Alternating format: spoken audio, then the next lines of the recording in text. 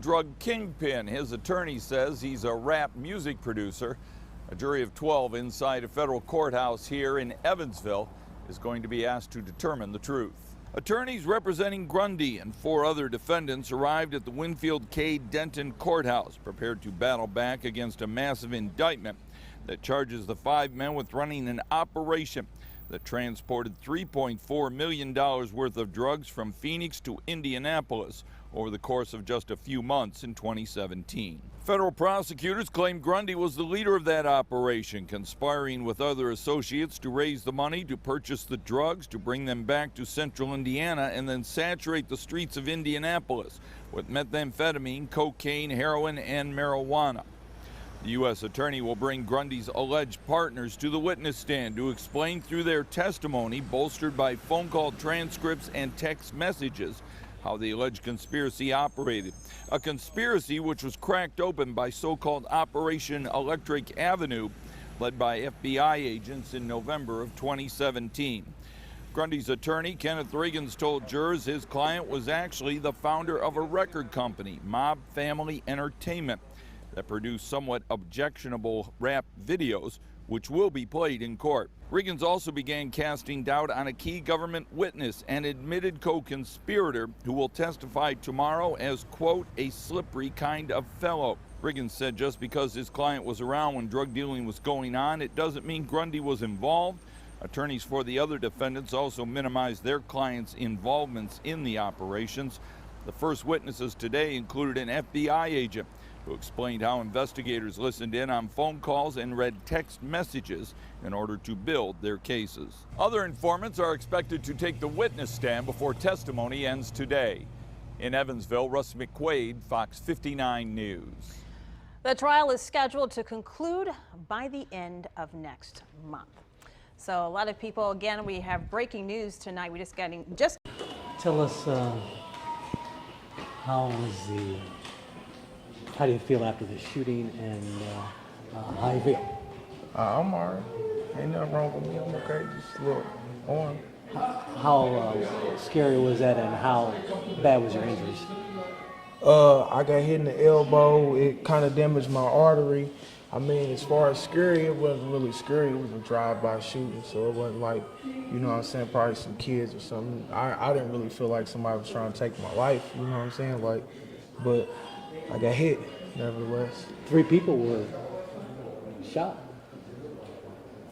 Were they targeting you? I wouldn't necessarily say that. Like I said, you know what I'm saying? Like, if somebody's targeting you, you know what I'm saying? It'd be more of like, focus on you. Like, it could have hit, like, they were just, it shot everybody, you know what I'm saying? Like, I got hit in the arm. Like, target, I would have been probably hit in the head or somewhere fatal, you know what I'm saying? Like, and you, from talking to the judge, you want to leave town now. Yeah, I feel like that's in my best interest. It's the only way I'm gonna win. I mean, you know, I took this plea not about guilt or innocence. It was based on whether I would get a fair trial or not. And I was in a position where I was facing, you know, potentially 400 years if convicted.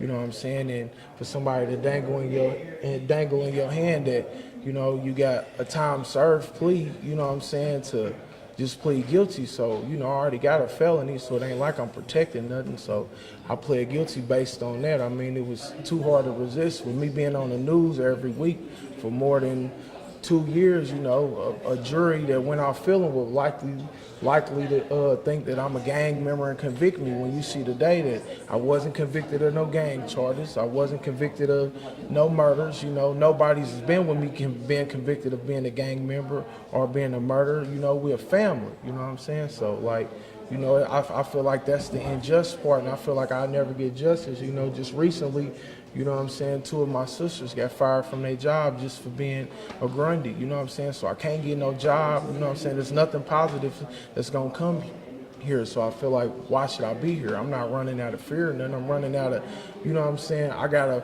deal with the police and people, you know what I'm saying? So I got 2 people to deal with. I got every police that every person with a badge want to push me in jail, and then, you know, I generated enemies just based on these accusations that ain't even true.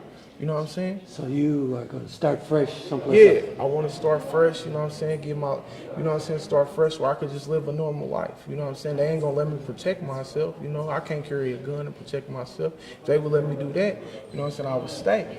You know what I'm saying? But there's nothing here for me. There's nothing here. What are you going to get a job in? What are you going to do? Probably drive trucks. I got my license, give my CDLs, you know what I'm saying, drive some trucks or something, pursue, you know, some school or something. You know, I gotta, you know what I'm saying, I'm smart. I got, you know what I'm saying, I'm a normal person. I got a wife, I got children, you know what I'm saying. No drugs? Nah, no drugs. No drugs. For what? You know? All right, thank you. Good luck to you.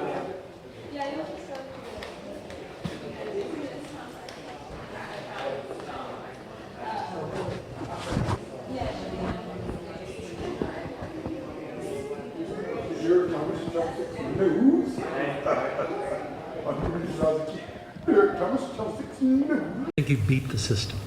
No, I don't think I beat the system. Nevertheless, Richard Grundy III is a free man. At one point, he was charged with 4 counts of murder and 10 counts of other felonies, including drug dealing and gang charges. In October of 2015, prosecutor Terry Curry held a news conference with charts and mugshots detailing the Grundy crew operation. But in the end, Grundy pleaded guilty to a single dealing marijuana charge. His sentence is time he has already served, plus 2 years non-reporting probation. In a way, it's a victory, but I lost so much during the process, I don't feel like I won a lot. You know, I was in a situation where for 8 months I was held on a charge of murder, where the only witness was a person that was incarcerated on the day he alleged to have witnessed the murder. Grundy accomplices, all except one, have already taken plea bargains to lesser charges or have been found not guilty. If the probation department allows it, Grundy says he is leaving town. Yeah, I want to live a normal life. I want to live where I ain't got to look over my shoulders or be harassed every time that I'm pulled over by a police officer, or, you know what I'm saying, just being harassed for being me.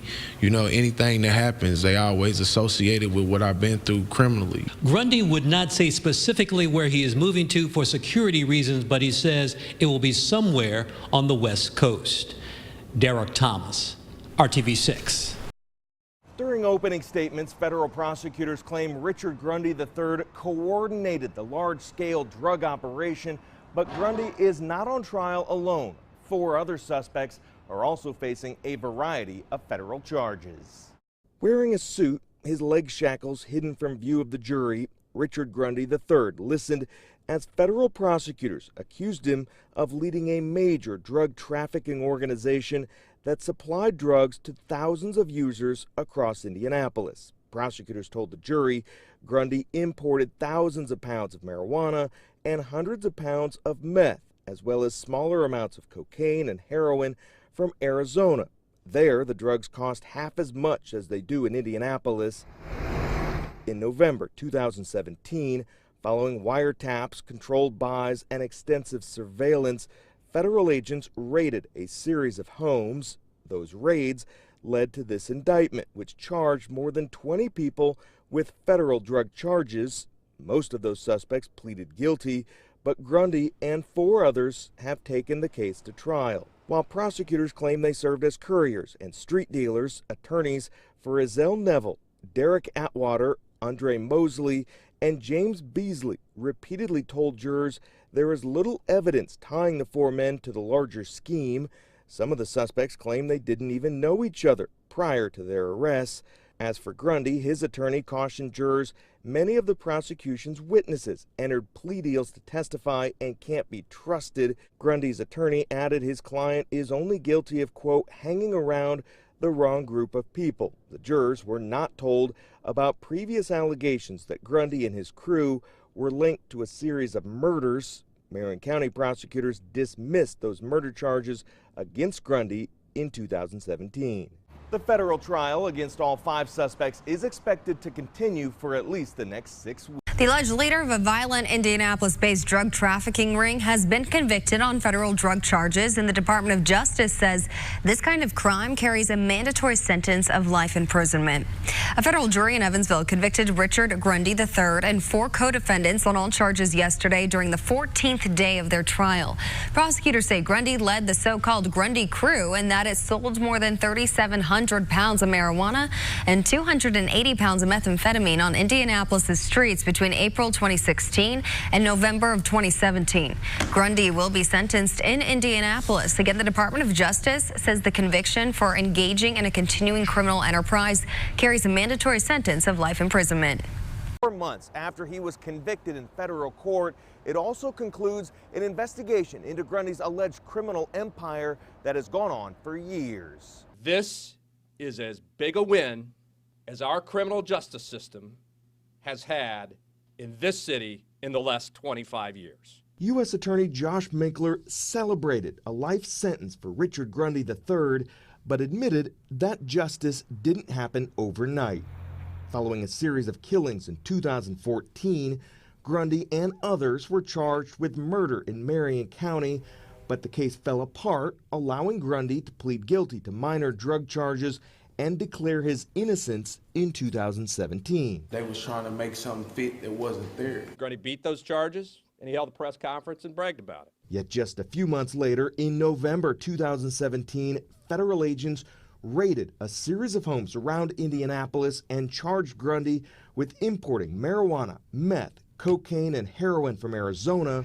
More than 20 people were convicted in that case, culminating with Grundy's life sentence. I mean, it hurts me because, he's all I know. Grundy's 14-year-old daughter defended her dad and said moving the federal trial from Indianapolis to Evansville was simply not fair. I just felt like they mistried it on purpose because, honestly, if it would have been here, I thought he would have beat it. While never convicted of murder, prosecutors say having Grundy spend the rest of his life behind bars for drug charges leaves the city a safer place. Those narcotics charges are a tool for law enforcement to impact the violence. We're not just talking about Richard Grundy, we're talking about his entire organization that has been dismantled throughout this investigation. Grundy himself did speak in court and said he accepted the judge's punishment, but he does plan to appeal the case. Jesse Wells, Fox 59 News. All right, taking a look now at our forecast. Those